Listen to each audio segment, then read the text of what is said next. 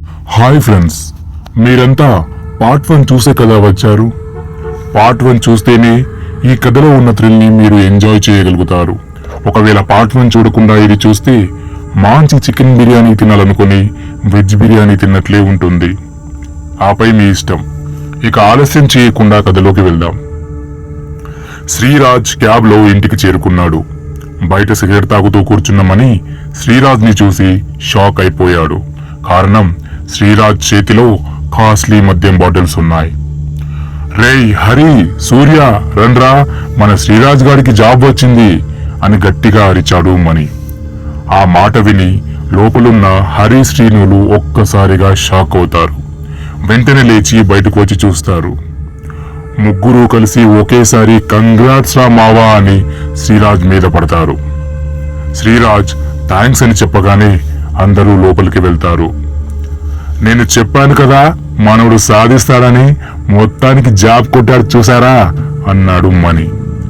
రేయ్, పొద్దున్నే వాడిని నేర్పించి ఇప్పుడు నువ్వు అడిగిన మందు తెచ్చాడు కదా అని కాకా పడుతున్నావా అన్నాడు సూర్య. పోనీలేరా, మొత్తానికి మనవడికి మంచి జాబ్ వచ్చింది, అది చాలు. ప్యాకేజ్ ఎంతరా? మాతో పాటే ఉంటావా లేక లగ్జరీ అపార్ట్మెంట్ తీసుకుంటావా అన్నాడు హరి. రేయ్, ఊరికే హంగామా చేయకండి, నాకింకా జాబ్ రాలేదు. కానీ నేను ఊహించిన దానికన్నా మంచి జాబ్ రాబోతుంది. అది కూడా నా స్టడీని బట్టో లేక నా టాలెంట్ని బట్టో కాదు, నా ధైర్యాన్ని బట్టి డిసైడ్ అవుతుంది అన్నాడు శ్రీరాజ్. ఏంటి, జాబ్ రాలేదా? మరి ఈ బాటిల్స్ ఎందుకు తెచ్చావురా అని అడిగాడు సూర్య.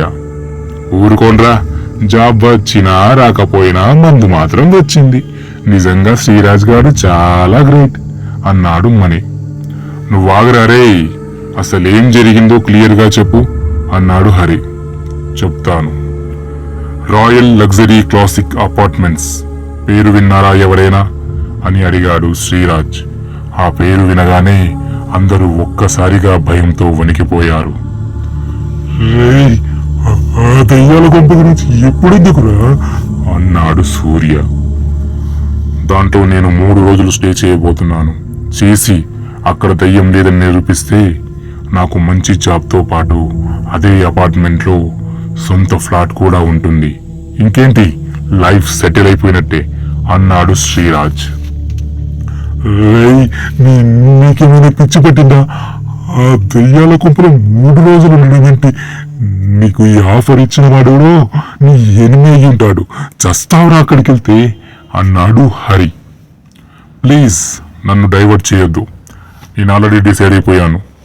చాలా కాలం తర్వాత హ్యాపీగా ఉన్నాను. ఈ హ్యాపీ మూమెంట్ని ఎంజాయ్ చేద్దాం. రే మణి, బాటిల్ ఓపెన్ చేయరా అన్నాడు శ్రీరాజ్. పార్టీ స్టార్ట్ అయ్యింది. ఇంతలో శ్రీరాజ్ మొబైల్కి అన్నోన్ నెంబర్ నుండి ఒక మెసేజ్ వచ్చింది.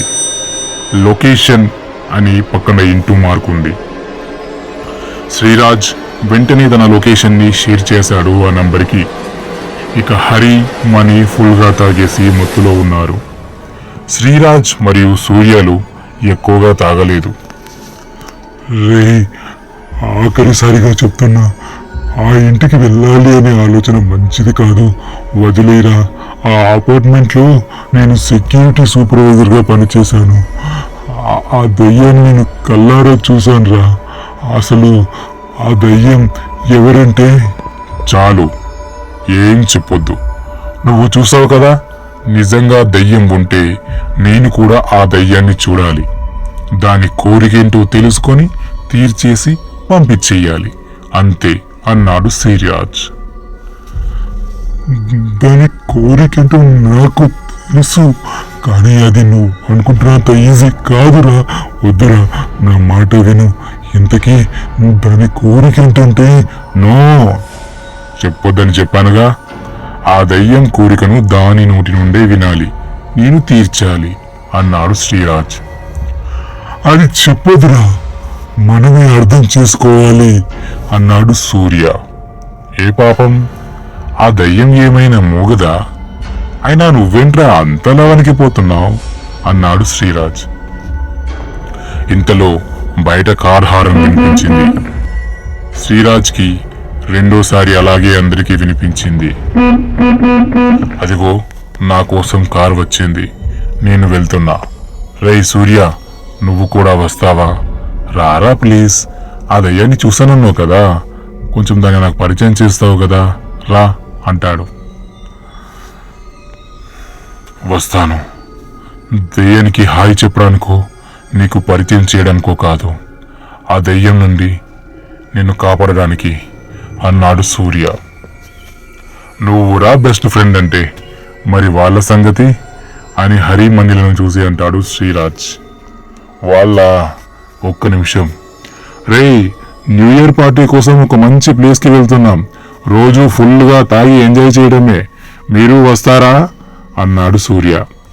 ఆ ఒక్క మాటతో హరిమణిలు ఇద్దరు రెడీ అని శ్రీరాజ్ సూర్యులను ఫాలో అయిపోయారు. అందరూ బయట ఉన్న కార్ ఎక్కుతారు.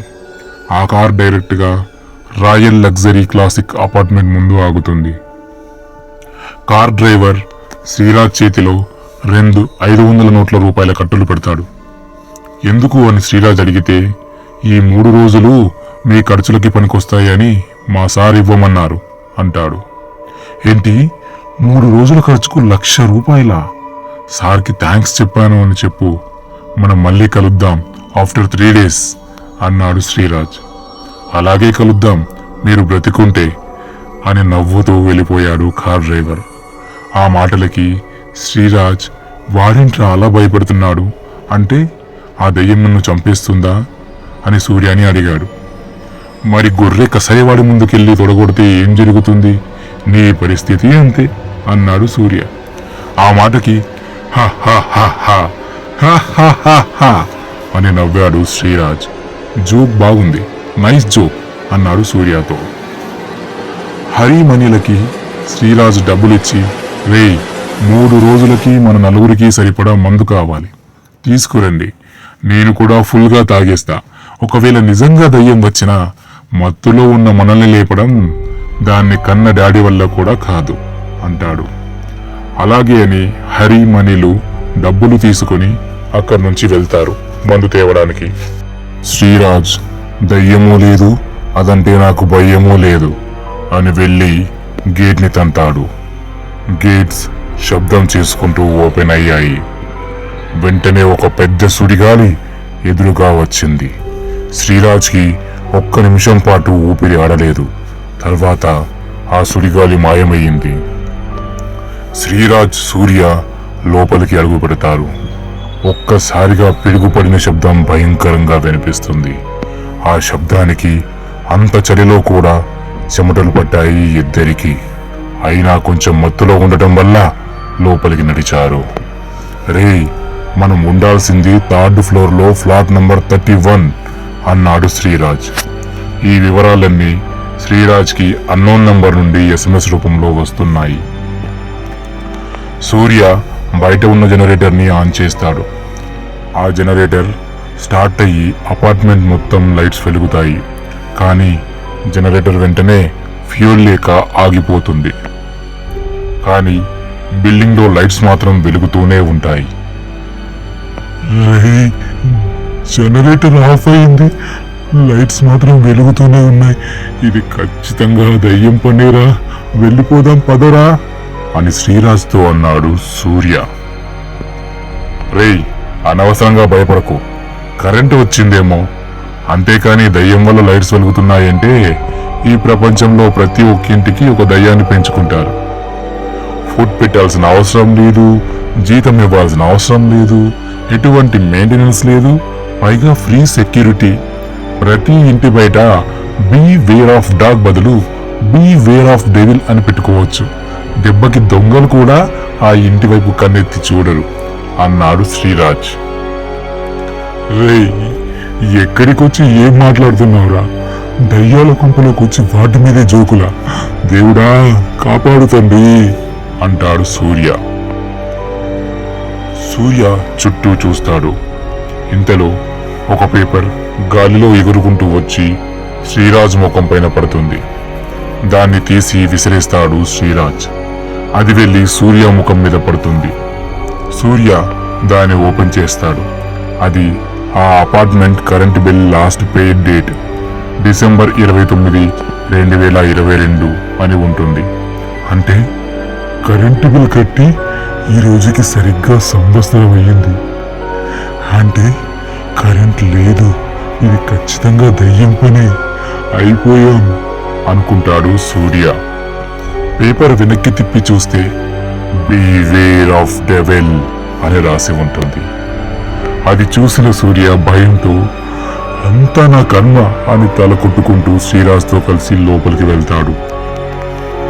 1 సంవత్సరం నుంచి మూతపడిన అపార్ట్మెంట్ కొత్తగా అప్పుడే పెయింట్స్ వేసినట్టుగా నీట్గా ఉంది. పైగా కరెంటు లేకుండా లైట్స్ కూడా వెలుగుతున్నాయి. ఎలాగో సూర్య, శ్రీరాజులు 3rd ఫ్లోర్ ఫ్లాట్ నెంబర్ 31కి చేరుకుంటారు. వీళ్ళు డోర్ ఎదురుగా రాగానే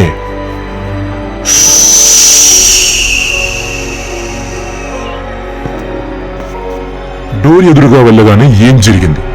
బయటకు వెళ్లిన హరిమణిలు తిరిగొచ్చారా లేదా? అక్కడ సూర్యకి కనిపించిన వింతలన్నిటికీ కారణం దయ్యమేనా? తెలియాలి అంటే నెక్స్ట్ ఎపిసోడ్ తప్పకుండా చూడండి. అంతవరకు నా ఛానల్ని సబ్స్క్రైబ్ చేసుకుని వీడియోని లైక్ చేయండి, షేర్ చేయండి. Thanks for watching. బాయ్. మళ్ళీ నెక్స్ట్ వీడియోలో కలుద్దాం.